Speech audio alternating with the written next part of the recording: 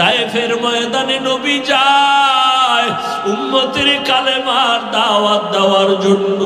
কাফের বেঈমানেরা কয় মুহাম্মদ আব্দুল্লাহর ছেলে পাগল, মক্কা থেকে আসছে, পাথর মেরে তাড়াইয়া দাও। কাফের বেঈমানেরা যখন এই কথা বলল, ওই কাফেরের ছোট ছোট বাচ্চাগুলো হাতের মধ্যে পাথর নিয়ে আমার নবীর শরীরের মধ্যে মারে। বৃষ্টির মতো নবীর শরীরের মধ্যে পাথরগুলো পড়ে। যেই নবীর শরীরে মশা মাছি পড়া হারাম, ওই নবীর শরীরে পাথরগুলো বৃষ্টির মতো পড়ে রক্ত বের হওয়া শুরু হয়ে গেল। মায়ার নবীর রক্ত মুবারকে জুতা আটকাইয়া গেল। আমার নবী কাঁদে। আমার আল্লাহ কয় জিবরাইল যাও, আমার নবীর কান্না বরদাস্ত করা যায় না। তায়েফের ময়দানের মানুষগুলো সব ধ্বংস করে দাও। মায়ার নবীর কাছে জিবরাইল এসে বলে, ইয়া রাসূলুল্লাহ, বেঈমান কাফেরের বাচ্চারা পাথর মারে, আপনার শরীরে রক্ত পড়তেছে। যেই শরীরে মশা মাছি পড়ে না, ওই শরীরে পাথরের আঘাতে রক্ত পড়ে, বলেন উল্টাইয়া সব ধ্বংস করে দেই। মায়ার নবী কান্না করে বলে, না না, এদের মারবা না, এরা আমাকে চিনে না। আমি কেমন মদিনার মক্কার একজন এতিম সন্তান। তায়েফের মানুষ জানে না আমি বড় এতিম, আমি বাবার চেহারা দেখতে পারি নাই। 6 বছরে মা হারা বড় অসহায় হয়ে গেছে। ও যুবক, ওই মা বাবার দোয়া ছাড়া কোনোদিন সফলতা হবে না, আল্লাহর কসম। ওই মা বাবারে যারা কষ্ট দিয়া কাঁদাইছো, ওই মা বাবার তাড়াতাড়ি পায়ে হাত রাইখা ক্ষমা চাইয়া নাও। মা বাবা দোয়া না করলে আগাইতে পারবা না রে বাবা। যার মা নাই, যার বাবাও নাই, আল্লাহর কাছে দোয়া করো, কান্না করো, কবরের কিনারায় জিয়ারত করো, কান্না করো। আর যার মা বেঁচে আছে, ও যুবক, বাসায় যাইয়া মাকে বলবারে মা। আজকে ময়দানে দেখলাম অনেক যুবকদের মোনাজাতে কান্না করে, আমার চোখে কেন পানি আসে না? আমার গুনার কারণে বুঝি আমার আল্লাহ আমার উপরে বেজার। ও মা, তুমিও বুঝি বেজার হয়ে গেছো? ও মা, আজকে তওবা করে আসছি, আর গুনাহ করব না। জীবনে কম নামাজ সারি নাই, আজকে থেকে তওবা করে আসছি, আর নামাজ ছাড়ব না। জীবনে কম গুনাহ করি নাই, আজকে তওবা করে আসছি, গুনাহ করব না। ও মা, তুমি আমার মাথায় হাত দিয়া দোয়া করে দাও, আল্লাহ যেন আমাকে মাফ করে দেন। আম্মা যদি মাথায় হাত দিয়ে দোয়া করে, ও যুবক, তোমার কপাল খুলিয়া যাবে। ওই মা বাবারে আর কষ্ট দিও না রে বাবা। মনে মনে আমার আল্লাহকে একটু ডাক দাও, আর আমার আল্লাহকে গোপনে বলো, আল্লাহ, এই ময়দানে মনে হয় আমার মতো গুনাহগার আর দ্বিতীয় কেউ নাই। গুনার কারণে আমার হাত না পাক, আমার চোখ না পাক, আমার জিহ্বা না পাক, অন্তর না পাক। ও আল্লাহ, এই গুনাহ নিয়ে কবরে যেতে চাই না। ও আল্লাহ, দুনিয়াতে একটা মশার কামড় সহ্য করতে পারি না। গুনাহ নিয়ে কবরে গেলে হাসরের মাঠে কেমনে আযাব সহ্য করব?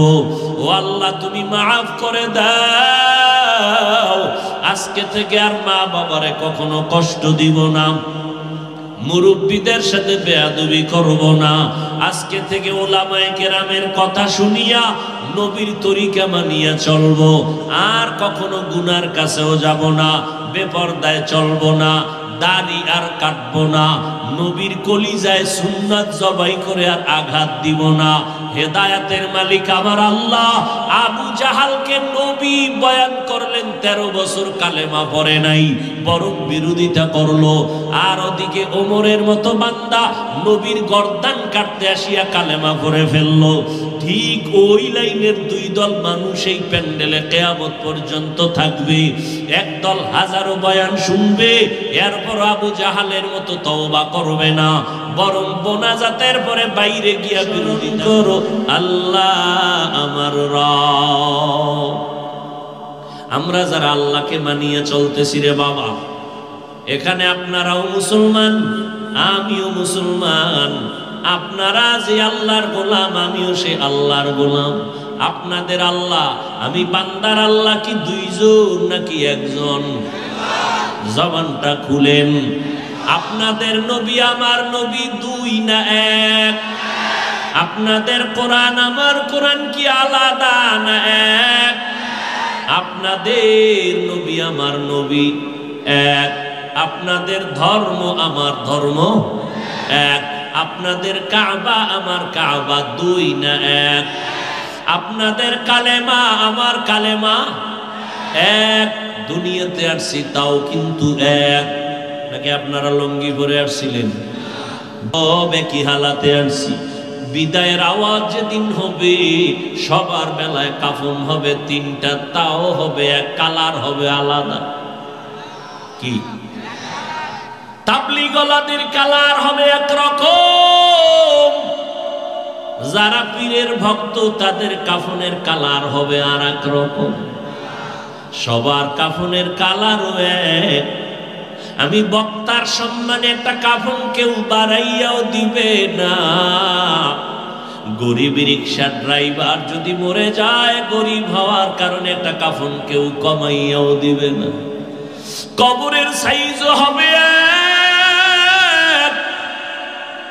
কবরে রেখে বিদায়ের পর প্রশ্ন হবে সবার বেলায় এক। আমাকেও যেই প্রশ্ন করা হবে, তোমাকেও সেই প্রশ্ন করা হবে। কে ধনী, কে গরিব, কে আলেম, কে গায়রে আলেম, কে ঈমানদার, কে বেঈমান, সবার বেলায় প্রশ্ন তিনটা এক। রবের পরিচয় দাও, ধর্মের পরিচয় দাও, রাহমাতুল লিল আলামিনের পরিচয় দাও। এর যুবক, প্রশ্ন তিনটা কিন্তু আউট হয়ে গেছে। নবীরাও এই তিন প্রশ্নের জবাব ঠিক করাইছেন জীবনভর। তাবলীগীরা ওই তিন প্রশ্ন বুঝাইতেছে, বাবা প্রশ্ন তিনটা রেডি করো, রবের গোলামি করো, ইসলাম মেনে চলো, রহমতের নবীর সুরাতটা নিজের ভিতরে ঢুকাও। কারণ আমার নবীর মতো কোনো নবী নাই, আমার নবীর মতো আদর্শ আর কারো আদর্শ নাই। আমার নবী এমন দামি নবী, যেই নবীর জীবনে একটা মিথ্যা কথা বলেন নাই। কেমন মায়ার নবী, আমার জীবনে কোনোদিন কারো সাথে একটা গালি দেন নাই, গালির জবাবও দেন নাই। কেমন মায়ার নবী আমার, কোনোদিন কারো দিকে চোখ গরম করে তাকান নাই। আমার নবীর আদর্শ পাইয়া মক্কার মানুষ ছিল সর্বোপরি খারাপ, এই মানুষগুলো স্বর্ণের মানুষ হয়ে গেল। আল্লাহ পাক লিস্টি দিয়া জিব্রাইলের পাঠায়, কয় ও জিব্রাইল, আমার নবীর কাছে লিস্টিটা দিয়া দাও। লিস্টির মধ্যে যাদের নাম আছে নবী যেন শুনাইয়া দেয়, এই লিস্টির যত নাম আছে সবাই বিনা হিসাবে জান্নাতি। ও যুবক, তোমার আমার আল্লাহ এক, নবী এক, কোরআন এক, কাবা এক, ধর্ম এক, কালেমা এক। অথচ তোমার টুপি মাথায় দিতে লজ্জা লাগে, আর আমি নবীর আদর্শের টুপি না দিলে লজ্জা লাগে। তুমি কেমন ভিআইপি মুসলমান? তোমার আল্লাহ আমার আল্লাহ এক, নবী এক, কাবা এক, ধর্ম এক, কোরআন এক, সব এক। তোমার মসজিদে ঢুকতে লজ্জা লাগে, আর আমি মসজিদে না ঢুকতে লজ্জা লাগে। তোমার দাড়িটা রাখতে লজ্জা লাগে, আমি দাড়িটা কাটতে লজ্জা লাগে। কেমন তুমি মুসলমান চিন্তা করো। আজকে তোমার পেছনে কেন বয়ান করে সময় নষ্ট করব? আজকে তো চট্টগ্রামের পাহাড়ে ঢুইকা বয়ান করা দরকার। খ্রিস্টান মিশনারিরা আমাদের মুসলমানের উপরে অত্যন্ত চক্রান্ত চালায়। আজকে বয়ান করা দরকার ছিল পঞ্চগড় ঠাকুরগাঁয়ে, ওখানে টাকার প্রলোভন দেখাইয়া আমার মুসলমানের কাদিয়ানি বানানোর ষড়যন্ত্র করে। ওদের কাছে যাব কখন? আজকে হিন্দুদের পাড়ায় গিয়া বয়ান করা দরকার, খ্রিস্টানদের গির্জায় গিয়া বয়ান করা দরকার। বিধর্মীরে কোরআন ধইরা ধইরা বুঝায় বয়ান করব, পাও ধরে বয়ান করব। কই, তাদের কাছে একটা সেকেন্ড যাওয়ার সময় নাই। 12টা মাস দিন নাই রাত নাই মুসলমানের পেছনে দৌড়াই, খানাও টাইম মতো খেতে পারি না, টাইম মতো ঘুমাইতেও পারি না। তাবলিগলারাও পেছনে মেহনত করে, পীর সাহেবরাও দৌড়ায়, বক্তারাও দৌড়ায়, ইমাম সাহেবরাও মেহনত করে আপনাদের পেছনে। ফলাফলটা কি হইল? এখানে এত মানুষ অথচ ফজরের নামাজ পড়ে নাই, জোহরের নামাজ পড়ে নাই, আসরের নামাজ পড়ে নাই, মাগরিবের নামাজ পড়ে নাই, এশার নামাজ পড়ে নাই। এই রকম আশেকে রসুল এই ময়দানে আছে না নাই? ফলাফলটা বড় খারাপ। এত মেহনত তাবলিগলারা করলো, ফলাফল জিরো। আমরা এত কষ্ট করি আপনাদের সামনে, আপনার আঙ্গ টুপিওয়ালা বলে গালি দেন, অথচ বিধর্মীরা গালি দেওয়া দরকার ছিল, অথচ সেই গালি আপনারা দেন। আমরা অন্ধ না, আমরা বধির না, আপনাদের সব গালি কিন্তু টের পাই। আপনারা কত বাজে কথা বলেন তাও শুনি, এরপরও কিন্তু একটা গালি আমরা দেই না, বরং দিলটা নরম বানাইয়া সামনে আসলে সালাম দেই, আপনাদের বুকের সাথে লাগায়া আলিঙ্গন করি। এত বুঝাই কেন? একমাত্র নবীর আদর্শ লালন করি, একটা গালির জবাব দেই না। ইমাম সাহেবের উপরে এত অত্যাচার, একটা গালিও দেয় না। ও আল্লাহর বান্দারা, বিনিময়ে কি দিয়েছো? একটা টাকাও তুমি দাও না। তোমার টাকায় কোনো হুজুর চলে না, তোমার বেতনে হুজুর চলে না। আল্লাহর মোহাব্বত নিয়ে চলতেছি। ও আল্লাহর বান্দারা, আমরা কি চাই? একবারও কোনো আলেম বলে না আমার দলে আসো, আমার দল করিয়া চলো। সবার এক আওয়াজ, রবের পরিচয়টা নাও, রবের গোলামি করো, ইসলামের মালাটা গলায় লাগাও, রহমতের নবীর আদর্শের মালা গলায় লাগাও। অন্ধকার কবরে যাওয়ার আগে তুমি একটা মানুষ হইয়া চলো। স্কুলে পড়ো বাধা নাই, কলেজে পড়ো বাধা নাই, ব্যবসা করো বাধা নাই, চাকরি করো বাধা নাই, আমার মাওলার গোলাম হইয়া তারপরে চলো। তোমার মতো যুবক স্কুলে পড়ে, কলেজে পড়ে, 5 বেলার নামাজ পড়ে, সত্য কথা বলো আছে না নাই? তুমি কেন পারবা না রে বাবা? তোমার মতো যুবক রাস্তায় গাড়ি চালায়, 1 বেলার নামাজ বাদ দেয় না, তুমি কেন পারো না রে বাবা?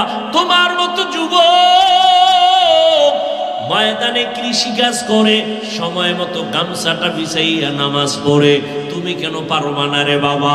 তোমার মতো সন্তান র্যাব, আর্মি, পুলিশ, বিডিআরের চাকরি করে, নামাজ বাদ দেয় না, নদীর মধ্যে কাজ করে, মাছ ধরে, নামাজ ছাড়ে না, তুমি কেন পারবা না রে বাবা? আসলে কি মনে করছো হুজুরেরা মিথ্যা কথা কয়? আসলে কি মনে ভাবছো আমার নবীর কথা মিথ্যা? আসলে কি মনে মনে ভাবছো হুজুরদের কোরআনের কথা বুঝি মিথ্যা? একটা প্রমাণ কোরআন শরীফ থেকে পারলে বের করে দাও। একটা ভুল যদি এখন বের করে দাও, আল্লাহর কসম আমি এখন দাড়িটা কেটে ফেলবো, প্যান্ট শার্টটাই লাগাইয়া আমি রাস্তায় যাইয়া আল্লাহর বিরোধিতা শুরু করব, আর জীবনে আল্লাহর কথা বলবো না। কিন্তু তুমি কেন 1500 বছর পর্যন্ত কত বেঈমানেরা আল্লাহর কোরআনের ভুল বের করার অপচেষ্টা করেছিল, একটা ভুল কেউ বের করতে পারে নাই, বরং শত সহস্র বেঈমান আল্লাহর কোরআনের কাছে মাথা নত করে কালেমা পড়েছে। যুবক বাবারা জিব্বাটা নাড়ায় বলো, আল্লাহ কুত্তা শুয়ারের ভালো মন্দ যাচাই করার আকল দেন নাই, আল্লাহ মানুষকে দান করেছেন। একটু চিন্তা করো রে বাবা, তোমার অন্তর থেকে জবাব দাও, আল্লাহর কোরআন সত্য নাকি মিথ্যা? কত পার্সেন্ট সত্য? এর যুবক, ওই কোরআনের ভিতরে আল্লাহর বয়ান কোনটা মিথ্যা না? বলো, ওই আল্লাহর কোরআনে জান্নাতের বয়ান আসেনি? ওই কোরআনে জাহান্নামের বয়ান আসেনি?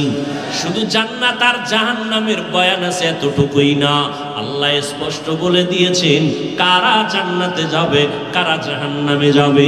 আল্লাহ তাও বলেছেন, ইন্নাল আবরারা লাফি নাঈম ওয়া ইন্নাল ফুজ্জারা লাফি জাহিম। নেক আমল যারা করবে তারা জান্নাতের পথিক, যারা গুনাহ করবে তারা জাহান্নামের পথিক। জান্নাতটা কেমন আরামের ঘর আল্লাহ তাও কোরআনে বয়ান করেছেন। গুনাহগারের জন্য জাহান্নাম বানাইছেন কেমন ভয়ঙ্কর, আল্লাহ তাও কোরআনের মধ্যে বয়ান করেছেন। আল্লাহ কয় বান্দা একটা সেকেন্ডের আযাব সহ্য করতে পারবা না। বৈজ্ঞানিকরা বলছে জমিন থেকে 9,30,00,000 মাইল উপরে সূর্য, এই জমিনটা যত বড় এর থেকে 13 লক্ষ গুণ বড় হলো সূর্য। যদিও ইদানিং কালের বৈজ্ঞানিকরা বলে অতীতের বিজ্ঞানীদের থিওরি ভুল, সূর্যটা জমিন থেকে 13 লক্ষ গুণ বড়, থিওরিটা সঠিক না। জমিন থেকে 9,30,00,000 মাইল উপরে, তথ্যটা সঠিক না। বর্তমান বিজ্ঞান বলে ওদের থিওরির মধ্যে ভুল আছে। তারপরও 1 সেকেন্ডের জন্য যদি মেনে নেই, একটু বিবেকটারে বুঝাও রে বাবা। জমিন থেকে 9,30,00,000 মাইল উপরে সূর্য, একটা মুখ জমিনের মধ্যে দেওয়া, রাতের বেলা সূর্য নাই, এরপরও কেন গরম লাগে? বাসায় গেলে ফ্যানের বাতাস ছাড়া ঘুমাইতে পারো না, একটা মশায় কামড় দিলে ঘুমাইতে পারো না রে যুবক, মশারি টানাইয়া ঘুমাও। আমার মাওলার কোরআন কি মিথ্যা মনে করেছো? আজকে আমিও তো তোমার মতো প্যান্ট শার্ট টাই লাগায় যদি রাস্তায় চলতাম, দাড়ি কামায়, কেউ আমারে বাধা দিত না। এই টুপিটা মাথায় দিলে মাথা গরম লাগে, তোমার থেকে কম বুঝি না রে বাবা। দাড়ির কারণে যৌবনের ভাব চলে যায়, কম বুঝি না। লম্বা জামাটা শরীরে লাগার কারণে আটকা লাগে শরীরটা, তাও কম বুঝি না। শীতের মধ্যে ফজরের সময় ঠান্ডা পানি দিয়ে ওযু বানাইয়া নামাজ পড়তে কত কষ্ট, তারপরও নামাজ ছাড়ি না। আমগো টুপিওয়ালা বইলা কত গালি দেয়, তারপরও টুপি ফালাই না। এই টুপিদারির কারণে কত আলেমদের জেলে যাইতে হলো। এই টুপিদারি ঠিক রাখার কারণে ওই ভারতের মধ্যে হাজার হাজার আলেমের জবাই করেছে ব্রিটিশ বেঈমানেরা, গাছের সাথে লাশটা ঝুলাইয়া রাখছি। এগুলো সব আমরা জানি, এরপরও কেন টুপি ছাড়ি না, দাড়ি কামাই না, বেপরদায় চলি না, হালাল খাই রে বাবা? একমাত্র কারণ আজকে যদি 1 জাররা পরিমাণ গুনাহ নিয়ে কবরে যাই, আল্লাহর নবীর কথা মিথ্যা না রে বাবা। ওই গুনাহ নিয়ে কবরে গেলে আল্লাহ কুদরতের আওয়াজ দিয়ে বলবেন, ও কবরের ফেরেশতা, 3টা প্রশ্ন করিয়া দেখো পারেনি। যারা গুনাহগার একবারও জবাব দিতে পারবে না। আল্লাহর অর্ডার হবে, ও কবরের মাটি, এই গুনাহগার নাফরমানের 2 পার্শ্বের মাটি জোরে জোরে চাপ দাও। এত জোরে কবরের মাটি 2 পার্শ্ব থেকে চাপ দিবে, পাজরের হাড়গুলো চুরমার হয়ে যাবে। বাবারা, কবরের আযাব অনেকেরা বিশ্বাস করে না, এই জন্য আল্লাহ বাংলাদেশে কিছু আযাব দেখাইয়াও দিছে। কত কবরে আগুন দেখা গেছে, কত কবরে দেখা গেছে ধোঁয়া, আবার কত কবরে দেখা গেছে 30 বছর পর কাফন সহ লাশটা কবরের ভেতরে তাজা, সাদা কাফনের মধ্যে একটা দাগও লাগে নাই।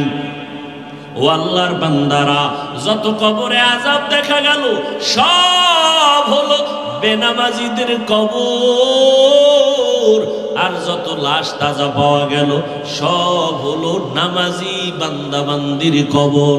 ও আল্লাহর বান্দারা, আজকে তুমি চোখের সামনে তাকাইয়া দেখো, আমরা যারা নবীর তরিকা মানিয়া চলার চেষ্টা করি, মহামারী করোনা গেল, স্কুল বন্ধ, কলেজ বন্ধ, ব্যবসা বন্ধ, চাকরি বন্ধ, আল্লাহর শুকর একটা মাদ্রাসাও বন্ধ হয় নাই। আর কি দেখবা চোখের সামনে? এই বয়ানগুলো বেঈমানেরে করলে ওরা বহু আগে রাসূলের আশিক হয়ে যায়, অথচ তোমাকে পাও ধরিয়া বলার পরেও তুমি যেই সেই হয়ে রইলা। অনুতপ্ত নাই, অনুশোচনা নাই, বরং উল্টা বিরোধিতা। আল্লাহ বলেন, ইয়া ইবাদি, হে আমার বান্দা বান্দিরা, গুনাহ করিয়া যারা নিজেদের উপরে জুলুম করেছো, তোমরা তওবার পথে ফিরে আসো। আমি তোমাদের গুনাহ করতে করতে বিশাল এক পাহাড় বানাইছো, 50 বছর লাগছে। গুনার পাহাড় বানাইতে তোমার 30 বছর সময় লাগলো। আর আমার কাছে যদি একটু ক্ষমা চাও, তোমার 50 বছর 30 বছরের গুনার পাহাড়কে আমি আল্লাহ বিনিশ করে দিতে 1 সেকেন্ড সময় লাগবে না। আতিনা ফি দারে দুনিয়া না হাসান, আতিনা ফি দারে উকবা না হাসান, ইয়া গিয়াসাল মুস্তাগীসি নাহদিনা লাফতিখারা বিল উলুমে ওয়াল গিনা। কষ্ট হইতেছে আপনাদের? শুধু হাত দুইটা উপরে উঠাবো, মোনাজাত হয়ে যাবে। আপনাদের ধৈর্য যেন ছুটে না যায় ওদিকে আমি নজর রাখতেছি। তারপরে এই বরকতি মোনাজাত থেকে কপাল পুরে বঞ্চিত হবেন না। আল্লাহ সবাইকে দোয়ায় শরীক হওয়ার তৌফিক দান করেন। আমি বান্দার দোয়া কবুলের গ্যারান্টি নাই, কিন্তু ময়দানে বহু আল্লাহর বান্দা আছেন যাদের দোয়া কবুল হয়ে যাবে। আল্লাহ সবাইকে কবুল করেন। এরে যুবক আল্লাহর গোলাম, ভালো করে বুঝো,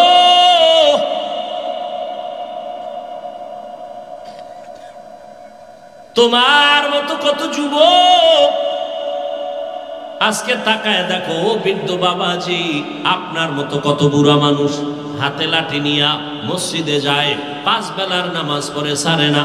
আরে আম্মা জানেরা, পর্দার আড়ালে বোনেরা, আপনাদের মতো কত মা বোন এখনো আছে নামাজ সারে না, স্বামীর মাল নষ্ট করে না, সন্তানগুলোকে আদর্শ বাওলা বানানোর চেষ্টা করে। আম্মা জানেরা, আপনারা কেন পারবেন না? কয়দিন দুনিয়াতে থাকবেন? ও যুবক বাবারা, বৃদ্ধ বাবাজিরা, আমার নবীর রেখে যাওয়া সুন্নতের আদর্শের থেকে দামি কোনো আদর্শ আর কারো কাছে আসেনি। সবাই বলেন না? থাকলে বলেন, তাহলে আমি চলে যাব সেখানে, নবীরটা বাদ দিয়া ওইটা নিব। যুবকেরা বলো, নবীজির আদর্শ ছাড়া আরো সুন্দর আদর্শ কারো কাছে আছে? সবাই একমত? আচ্ছা বলো তো, নবীর ওই সুন্দর আদর্শে কি নখ কাটার নিয়ম নাই? চুল কাটার নিয়ম নাই? তুমি বেঈমানের লাইনে গিয়ে চুল কাটলা কেন? কি স্বার্থ বলো? আমি তোমাকে এটার জন্য চাপ দেই না। রসুল জিগাইলে কি বলবা? রসুলের সুপারিশ ছাড়া তো জান্নাত পাবা না। নবী যদি বলেন বেঈমানের লাইনে চুল কাটলি কেন, আমারটা ভাল লাগে নাই, কেন গেছো? অথচ রসুলের আদর্শ দেখে বেঈমানরা কালেমা পড়ে। তুমি কেন বেঈমানের লাইনে চুল কাটা? লাভ কি? একটা লাভের কথা বলো একজনে দাঁড়ায় যে, হাফিজ ভাই, বেঈমানের লাইনে চুল কাটলে মাথা ঠান্ডা থাকে অথবা চোখের পাওয়ার বাড়ে। একটা কও, আমি ওদিকে যাব। আর যদি বলো কোনো কারণ নাই, এমনি, তাহলে পায়ে ধরে বলবো তওবা করো। আমার কি স্বার্থ আছে বাবা বলো তো? তোমার কবরে তুমি যাবা, আমার কবরে আমি যাব, তোমার জবাব তুমি দিবা, আমারটা আমি দিব।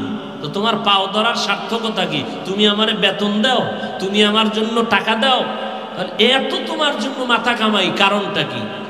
মাইয়া বলা সংসারের টেনশন বাদ দিয়া উম্মত নিয়ে দৌড়াইতেছি 12 মাস। তুমি তো মনে মনে বলতেছো কি শান্তিতে আমরা আছি না? হ্যাঁ, আল্লাহর শান্তি দেওয়া তো আলহামদুলিল্লাহ, কিন্তু দুনিয়ার লাইনে যেই পরিমাণ মেহনত আর কষ্ট আমরা করি, সারা দুনিয়াও যদি আমাকে বাদশার চেয়ারে বসায় দেয় শেষ হবে না। দিনের জন্য করি। একটা মদখোর, গাঞ্জাখোর ওর পাশে দাঁড়াইলে ঘৃণা, গন্ধ, ও বিড়ি টানে, ও গাঞ্জা খায়, ওর পাশে পোশাক পরিষ্কার না, ওর পাশে দাঁড়াইলে কতটা বিশ্রী লাগে। এরপরও দাঁড়াই, এরপরও সালাম দেই, বুকে লাগাই। কি স্বার্থ? আমরা কি পাগল হয়ে গেছি? পাগল তো আমরা হই নাই, কারণ আমরা তো নেশা পান করি না। পাগল তো তারা যারা নেশা পান করে, আমরা তো পাগল হয়ে যাই না। কই লাগাতার বয়ান করতেছি, প্রধানমন্ত্রী 5 মিনিট বক্তব্য দিবেন, জাতির জন্য ভাষণ দিবেন। সেই 5 মিনিটের বক্তব্যটা কি হবে সেজন্য একটা আলাদা টিম তৈরি করে, তারা বক্তব্য লিখে দেয়, কমপ্লিট সাজায় দেয়। এটা 50 বার প্রধানমন্ত্রী রিভিশন দেয় বক্তব্যের আগে। একটা শব্দ যদি আঁকা বাঁকা হয় সম্মানের কল্লা ফেলে দিবে। আর আমরা পাগলের মতো দৌড়াই, টাইম মতো ঘুম নাই, খানা নাই। কক্সবাজার থেকে বয়ান শেষ করে গাড়ি টানলাম, ফজরের সময় বাসায়, আবার এদিকে এইভাবে প্রতিদিন 12 মাস। কি বৃষ্টি, কি রৌদ্র, কি দিন আর কি সকাল, কি বিকাল, এত মেহনত করি। পায়ে ধরে ধরে কথা কইতেছি, মনে হয় আমনে গো টাকার কেনা গোলাম, একটু উল্টা পাল্টা হইলে কত। এই যে অনবরত কথা বের হচ্ছে বের হচ্ছে বের হচ্ছে, এটা তো ডায়েরিতে লেখাও নি নেয় কোনটার পরে কোনটা বলবো। এরকম 12 মাস 2 ঘন্টা 3 ঘন্টা চিল্লাইতেছি একটা কথাই। ময়দানটা কত কঠিন। মসজিদে যদি তাবলিগওয়ালারা বইয়া কয় হাফিজ ভাই একটু বয়ান করেন, কোনো টেনশন নাই, চোখ বন্ধ করে টান দিমু, 1 লাইনের মানুষ বয়ান করমু, পেরেশানি নেই। যদি পীর সাহেবের মুরিদরা কয় হুজুর আসেন একটু বয়ান করেন, তাহলে পীরের লাইনের বয়ানটা দিমু, কোনো পেরেশানি নেই। কিন্তু এই প্যান্ডেলটা কত ভেজাইল্লা, আওয়ামী লীগ আছে, বিএমপি আছে, জাসদ আছে, বাসদ আছে, অসৎ আছে, সব ঠিক না? সব যেটি আমাকে পাস করলি দেখলে টাটকা বিসমিল্লাহ ছাড়া কাফের কয়, ওরাও সিফায় খারায় রয়েছে। খালি চিন্তা করে কয় কি, কই তোর মাতা। আমরা নবীর শান বুঝি না, না? দাড়ি রাখলাম, টুপি পরলাম, নামাজ পড়ি, পর্দা করি, হালাল খাই রসুলের মোহাব্বতে। আমরা ভণ্ড, আর তুমি গাঞ্জা খায় রসুলের আসে। হ্যাঁ, এটাই ঠিক। তোমরা গাঞ্জা খোরেরা রসুলের আসে, আর আমরা সুন্নত পড়ি, নামাজ পড়ি, পর্দা করি, হালাল খেয়ে আমরা ভণ্ড, তাই তো না? দুইটার এক লাইনেই তুই হয়তো আমরা ভালো, তোমরা ভণ্ড, আর না হয় তোমরা ভণ্ড, আমরা আসে। তুমি সুদও খাবা আবার খাবা, রসুলের আসে না। এই চালাকির সুযোগ নাই ইসলামে, এই সুযোগ নেই। ইসলাম বাই ফোর্স নয়, বাই চয়েস। তোমার মন চাইলে কালেমার ঘরে থাকো, না হয় বের হয়ে যাও, কিন্তু বেঈমানের সাথে তাল মিলাইয়া আবার রসুলের বদনাম করবা, এই সুযোগ নেই। ও বাবারা, নবীর রেখে যাওয়া আদর্শ কি হিন্দুরা মানবে, বৌদ্ধরা মানবে, ইহুদিরা মানবে, খ্রিস্টান মানবে? জিব্বা নারায় বলো, কারা মানবে? কোন দেশের মুসলমান? শুধু কুমিল্লার মুসলমান বাদ। হ্যাঁ, তা আপনাদের দাড়ি নাই কেন? এখানে আমি হুজুরের সার্থকতা কি আছে? আপনি দাড়ি রাখলে আল্লাহ খুশি, রসুল খুশি, না রাখলে আল্লাহ বেজার, রসুল বেজার। এখানে আমি হুজুরের স্বার্থ কি? আপনি কোন কথায়, কার প্ররোচনায় পড়ে, কাকে খুশি করতে গিয়ে রসুলকে বেজার করতেছেন? আপনার হুশ আসেনি? যার জন্য আপনি রসুলকে বেজার করলেন সেই লোকটা আপনার নেই। স্বার্থে আঘাত লাগবে, মোবাইল বন্ধ, শেষ, বন্ধু শেষ। হঠাৎ যদি ফোনটা খুইলে নেয় আর আপনার কলটা ঢুকে পড়ে, রিসিভটা যদি অজান্তে করিয়েই ফেলে, জানে আপনি একটা ভেজালে ফালাইবেন, রিসিভ কইরা ফালাইছে, কি করবে? হ্যালো, তো নাম্বার চিনে, এরপর কইবে আপনি কে? কারণ আপনি আমার চিনেন না, ফোন বন্ধ, পাই না। আপনি কই? আমি জমিনে নাই। ঘরে বয়ে কি কয়? জমিনে নাই। ও বাবারা, কার জন্য তুমি জীবনকে উৎসর্গ করতেছ? আচ্ছা, আমরা যারা মোটামুটি রসুলের আদর্শ মাইনে চলি, ইহুদি আমগো বিরোধী, খ্রিস্টান আমগো বিরোধী, বৌদ্ধ, এক কথায় অমুসলিম আমগো বিরোধী, এবং কিছু মুনাফিকরাও আমগো বিরোধী, ঠিক নেই? যুবক বাবারা, পায়ে ধরে মাপ চাইতেছি, রাগ কইর না। আমি বান্দার তো আরো বিরোধিতার শেষ নাই, ঠিক না? মানুষের হাতে যদি সম্মান বাড়ানো আর কমানোর ভলিউমটা থাকতো, তা আমারে কত আগে ফারায় মারতো।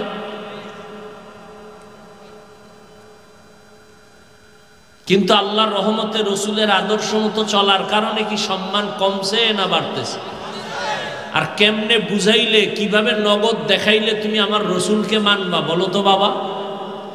ও মনে মনে কইছো যে বিয়া শাদী একটু ক্লিয়ার করি, তারপরে নবীরে ধইরালাম। তোমার কপালে বিয়া আছে কিনা গ্যারান্টি দাও, আছে? আমার তো ধারণা তোমার কপালে বিয়া না থাকারই সম্ভাবনা অনেক, কারণ যেই পরিমাণ অপরাধ করতেছো, আল্লাহ মাফ করুন, কতটা মেয়ের চরিত্রের উপরে হামলা চালাইছো মোবাইল দ্বারা। আহ, কেমনে কইতাম? 3 বাচ্চার মা। কয় বাচ্চা? আমি কিন্তু মোনাজাত দিয়ে এলাম।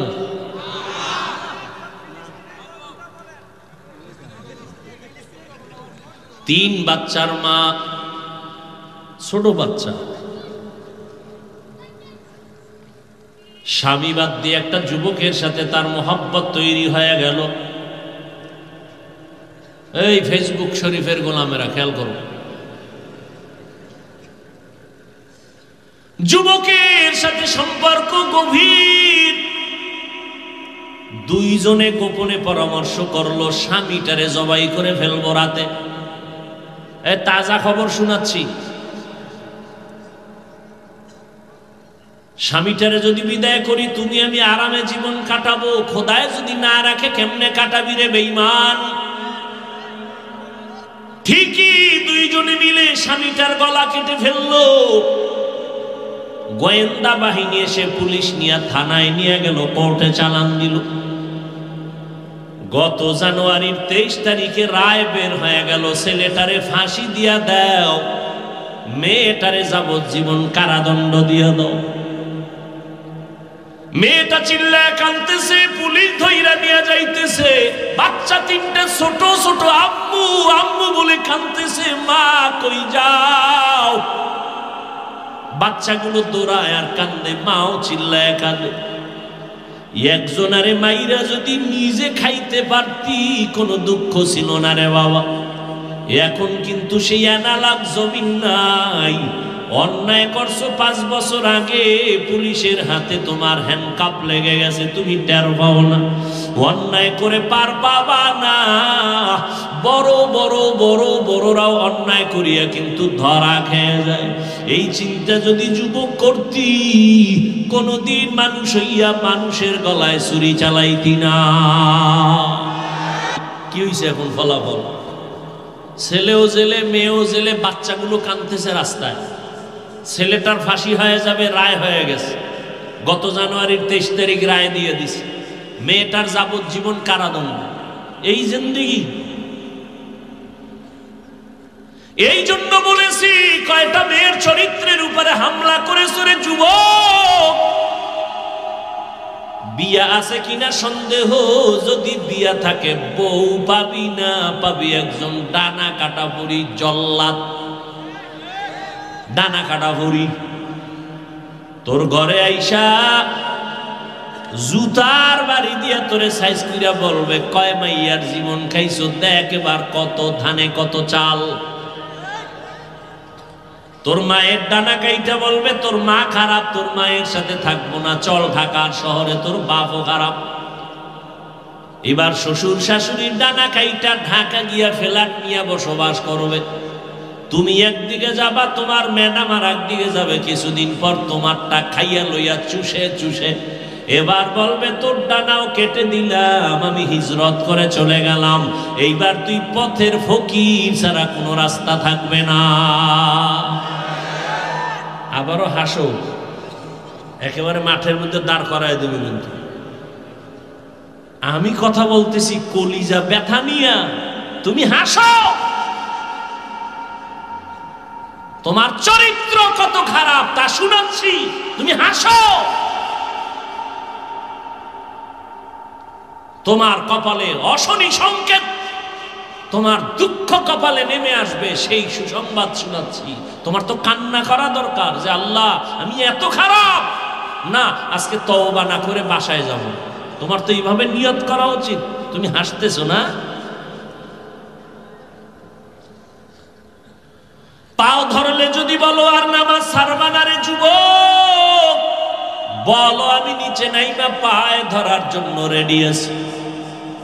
একটাই কারণ, আজকে আমিও কেন এত কষ্ট করে দিনের উপরে চলি, একমাত্র আমার মাওলার কোরআন সত্য। গুনাহগার হইয়া কবরে গেলে উপায় নাই, এই জন্য আমার মাওলা কত দয়ার মালিক, প্রতিদিন রাতের বেলা সবাই রে ডাকে তওবা করো। প্রথম আসমানে আল্লাহ আসেন, অতিও গভীর হয় রজনী যখন, নীরবে প্রভুর নাম জপিও তখন। প্রভুর করুণা যদি পাইবারে চাও, গভীর রাতে উঠে প্রভুর গুণগান গাও।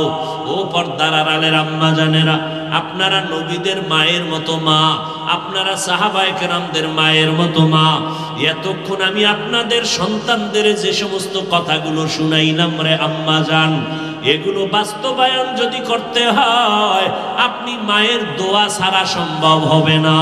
ও যুবক, আজকে চেয়ারে বসিয়া কথা বলা আমার ইলমের যোগ্যতা হয় নাই, আমার মা বাবার চোখের পানি আর দোয়া। তুমি আজকে পরীক্ষায় ভালো নাম্বার পেয়েছো, আল্লাহর কসম মা বাবার দোয়া ছাড়া পাও নাই। ও টাকাওয়ালা বাবা, মা বাবার দোয়া ছাড়া, চোখের পানি ছাড়া টাকার মালিক হতে পারো নাই। ওই মা বাবার চোখের পানি আর দোয়া ছাড়া তুমি সম্মানের চেয়ার পাও নাই। ওই মা বাবা জীবন ভর কত কষ্ট করেছে, তুমি একবারও চিন্তা করো না রে যুবক। অনেকের মা বাবা জীবন ভর এত কষ্ট করেছে,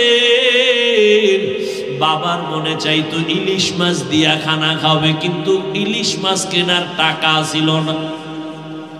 মায়ের মনে চাইতো বেদানা আঙ্গুর খাবে, কেনার মতো টাকা ছিল না। আজকে তুমি তার সন্তান, আজকে তুমি টাকার মালিক, বাড়ি গাড়ির মালিক হয়ে গেছো।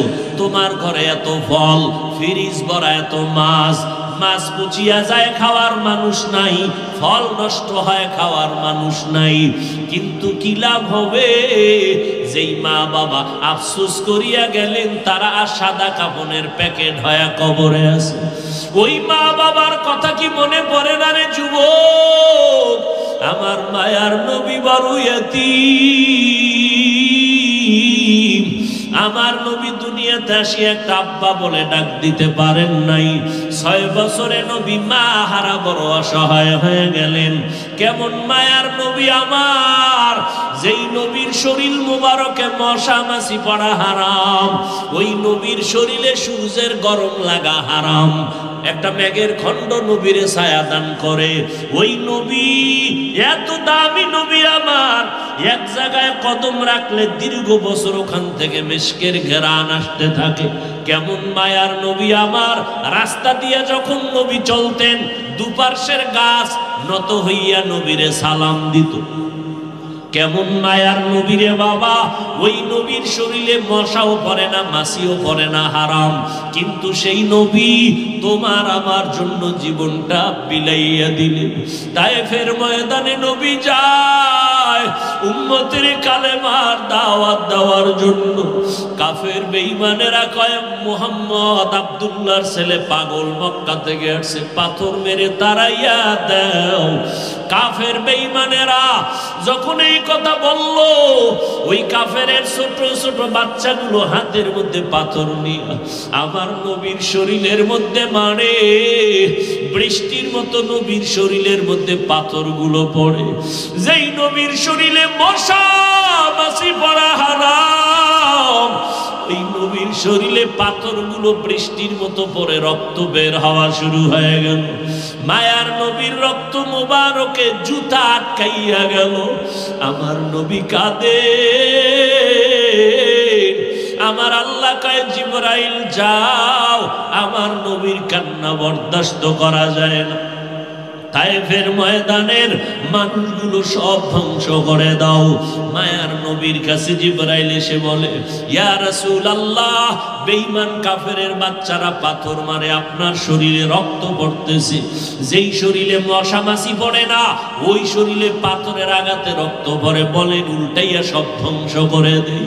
মায়ার নবী কান্না করে বলে, না না, এদের মারবা না, এরা আমাকে চিনে না, আমি কেমন মদিনার মক্কার একজন এতিম সন্তান, তায়েফের মানুষ জানে না আমি বড় এতিম, আমি বাবার চেহারা দেখতে পারি নাই, 6 বছরে মা হারা বড় অসহায় হয়ে গেছে। ও যুবক, ওই মা বাবার দোয়া ছাড়া কোনোদিন সফলতা হবে না, আল্লাহর কসম। ওই মা বাবারে যারা কষ্ট দিয়া কাঁদাইছো, ওই মা বাবার তাড়াতাড়ি পায়ে হাত রাইখা ক্ষমা চাইয়া নাও। মা বাবা দোয়া না করলে আগাইতে পারবা না রে বাবা। যার মা নাই, যার বাবাও নাই, আল্লাহর কাছে দোয়া করো, কান্না করো, কবরের কিনারায় জিয়ারত করো, কান্না করো। আর যার মা বেঁচে আছে, ও যুবক, বাসায় যাইয়া মাকে বলবারে, মা আজকে ময়দানে দেখলাম অনেক যুবকদের মোনাজাতে কান্না করে, আমার চোখে কেন পানি আসে না? আমার গুনার কারণে বুঝি আমার আল্লাহ আমার উপরে বেজার। ও মা, তুমিও বুঝি বেজার হয়ে গেছো? ও মা, আজকে তওবা করে আসছি, আর গুনাহ করব না, জীবনে কম নামাজ সারি নাই, আজকে থেকে তওবা করে আসছি, আর নামাজ ছাড়ব না, জীবনে কম গুনাহ করি নাই, আজকে তওবা করে আসছি, গুনাহ করব না। ও মা, তুমি আমার মাথায় হাত দিয়া দোয়া করে দাও, আল্লাহ যেন আমাকে মাফ করে দেন। আম্মা যদি মাথায় হাত দিয়ে দোয়া করে, ও যুবক, তোমার কপাল খুলিয়া যাবে।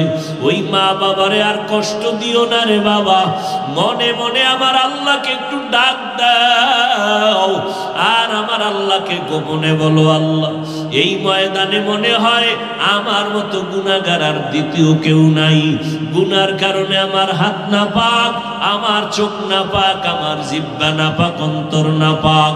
ও আল্লাহ, এই গুনাহ নিয়ে কবরে যেতে চাই না। ও আল্লাহ, দুনিয়াতে একটা মশার কামড় সহ্য করতে পারি না, গুনাহ নিয়ে কবরে গেলে হাসরের মাঠে কেমনে আযাব সহ্য করব। ও আল্লাহ, তুমি মাফ করে দাও, আজকে থেকে আর মা বাবারে কখনো কষ্ট দিব না, মুরব্বীদের সাথে বেয়াদবি করব না, আজকে থেকে ওলামায়ে কেরামের কথা শুনিয়া নবীর তরিকা মানিয়া চলবো, আর কখনো গুনার কাছেও যাব না, বেপরদায় চলবো না, দাড়ি আর কাটবো না, নবীর কলিজায় সুন্নাত জবাই করে আর আঘাত দিব না। হেদায়েতের মালিক আমার আল্লাহ আবু জাহালকে নবী বয়ান করলেন, 13 বছর কালেমা পড়ে নাই, বরং বিরোধিতা করলো।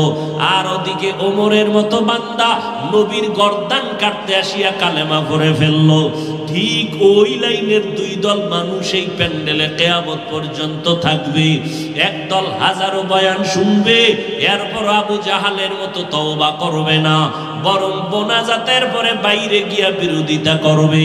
আর একদল আল্লাহর বান্দা ওমরের মেজাজওয়ালা গুনাহগার প্যান্ডেলে আসার পরে হঠাৎ গুনার কথা মনে পড়বে, তওবার নিয়ত করে কবরের আযাবের ভয়ে কান্না করে এমন ভাবে তওবা করবে, জীবনে আর কখনো গুনার কাছেও যাবে না। জানি না কার কপাল খুলে যাবে, কার কপাল পুড়ে যাবে জানা নাই। তবে বলবো বাবারা, এখনো যারা তওবা করার নিয়ত করতে পারো নাই, আজকে রাত্রটা তোমার কেমন যাবে তোমার জানা নাই রে বাবা। আজকে তুমি সুস্থ হতে পারে, কালকে ঘুম থেকে ওইটা তুমি অসুস্থ হয়ে যাওয়া, আল্লাহ ভালো জানেন। অতএব আমি বলবো তওবা করে নাও। স্কুলে পড়ো, কলেজে পড়ো, চাকরি করো, ব্যবসা করো, কোনো বাধা নাই, তবে তওবা করে নাও।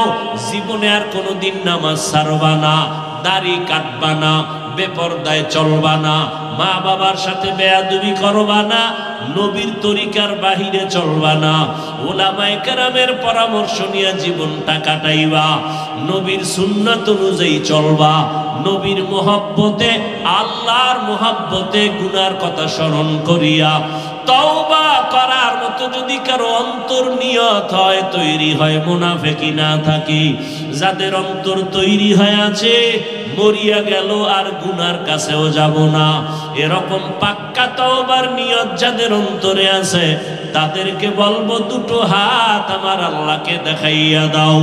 আয় আল্লাহ, হাতগুলো কবুল করে নেন, তওবা কবুল করে নেন, তওবার উপরে মজবুত হইয়া চলার মতো আমাদের তৌফিক দান করেন, আমিন।